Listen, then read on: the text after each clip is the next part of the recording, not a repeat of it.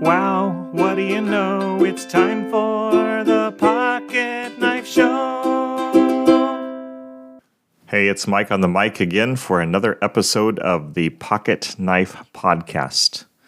I was hanging out, minding my own business the other day when I noticed an older gentleman doing a rather menial job at the workplace I was in. When I asked him about his work, he said he'd noticed a problem and decided to fix it.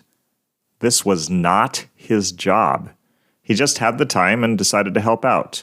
No complaining, no fuss, just a good deed done secretly for God to see and no one else. Jesus said this was the kind of life that we should live if we wanted heaven's applause.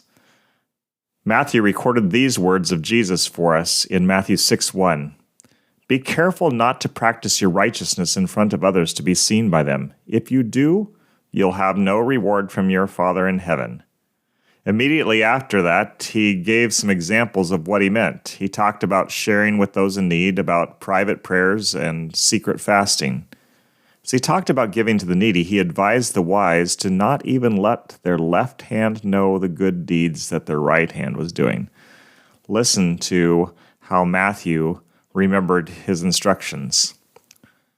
So, when you give to the needy, do not announce it with trumpets, as the hypocrites do in the synagogues and on the streets to be honored by others.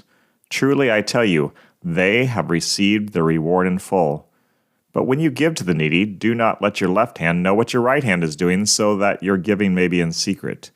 Then your Father, who sees what is done in secret, will reward you. It's kind of a funny picture if you think about it, one hand not knowing what the other is up to. You're not going to forget that image. It's sticky, just like most of the other word pictures and stories Jesus uses in life. So this gentleman I observed the other day, he had this part of the Jesus life down, or seemed to. His right hand was busy at work while the other side of the body was clueless. I hope I didn't mess up his reward by noticing his service. I'm kidding, of course, because it's the intent of the heart that's correct. His actions were aimed only at pleasing God.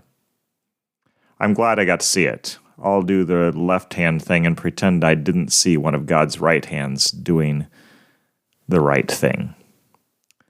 What sneaky good can you do today? Is there some need that you've noticed, maybe even complained about? That's your job. Not from a worldly standpoint, of course, but from a Jesus loves it when you do good angle. Put your right hand to work today and keep that left hand in the dark. Oh no, it's sad, I know. We've come to the end of the show. See you next time.